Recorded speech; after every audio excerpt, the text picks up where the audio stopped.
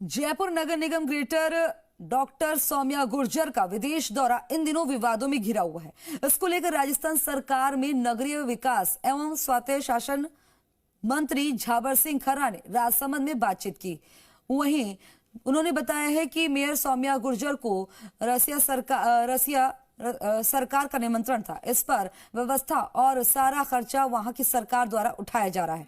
मंत्री झाबर सिंह खर्रा ने कहा है कि जनप्रतिनिधि जब विदेश यात्रा पर जाता है और अगर उसमें सरकारी खर्चे की आवश्यकता होती है तो सरकार से अनुमति लेने की आवश्यकता है, और यदि व्यक्तिगत खर्चे और किसी संस्थान के बुलावे पर एक निर्धारित समय के लिए जाता है तो उसमें स्वीकृति की आवश्यकता नहीं है।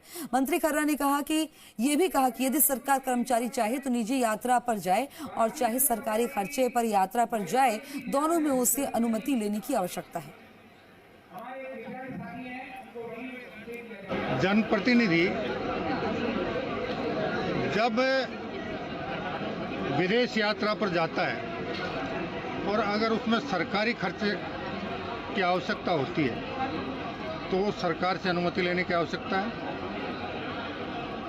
व्यक्तिगत खर्चे पर या किसी संस्था के बुलावे पर अगर कोई जनप्रतिनिधि विदेश में एक पर्टिकुलर अवधि के लिए जाता है, निश्चित अवधि के लिए जाता है, तो उन्हें सूचना तो सबको है लेकिन स्वीकृति की आवश्यकता नहीं है।